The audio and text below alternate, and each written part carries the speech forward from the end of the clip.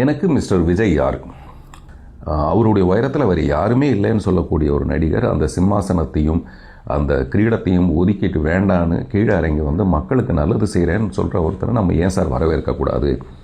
எனக்கே அரசியல் பற்றின ஒரு விஷயம், எனக்கு என்றைக்காவது சினிமாவில் நான் ஒரு தண்ணீரை அடையும் போது அரசியலுக்கு வரணும்னு ஆசைப்பட்டவன். அந்த இடத்துல இன்றைக்கி விஜய் வந்து இவ்வளோ உயரத்துலேருந்து எவ்வளோ பெரிய ரிஸ்க் அவர் எடுக்கிறாரு.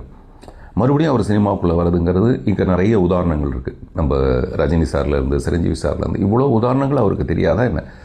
இவ்வளவையும் தெரிஞ்சுக்கிட்டு தைரியமாக வராரு அவருன்னும் போது நம்ம அவரை இரு கை கொண்டு நம்ம வரவேற்கணும் அப்படின்னு சொன்னதுனால நான் வந்து தமிழக வெற்றி கழகத்துக்குள்ளே சேர்ந்துட்டேன், விஜய் கூட சேர்ந்துட்டேன்னு பரபரப்பு பல நேரத்தில் ஏற்பட்டு ஏர்போர்ட்டுக்கு நான் எங்கேயாவது போனால் கூட என்ன சார் சார் விஜய் சார்கிட்ட சொல்லுங்கள் சார், விஜய் சார்கிட்ட சொல்லுங்கள் சார், என்கிட்ட சொன்னவங்க உண்டு, நீங்கள் எல்லாம் மறந்துட்டீங்க. அதை இப்போ என் மேலே ரொம்ப காழ்ப்புணர்ச்சியோடு நீங்கள் நிறைய கமெண்ட்ஸ் என்னுடைய குடும்பத்தை பற்றி எல்லாத்தையும் நீங்கள் போடுறது எல்லாமே நீங்கள் மறந்துட்டீங்க. அதே மாதிரி முதல்ல அவர் மேடையில் போய் பேச போகும்போது நான் ரொம்ப பயந்துட்டு இருந்தேன்.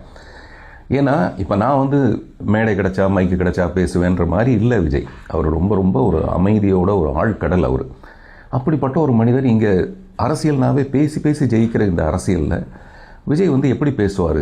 அவர் அவருடைய எண்ணத்தை எக்ஸ்பிரஸ் பண்ணுவார் அவர் அப்படிங்கிற மாதிரிலாம் இருந்தபோது எஸ்சிஎஸ்சியும் அவங்க சோபா சந்திரசேகரும் போய் எப்படி அந்த கீழே உட்காந்து பார்த்துட்டு இருந்தாங்களோ அதே மாதிரி மனநிலையில் நான் பார்த்து அப்படியே கண்ணில் பெருமையான கண்ணீர் வடிஞ்சுது எனக்கு. விஜய் என்ன பேசுகிறாரியா அப்படின்ட்டு.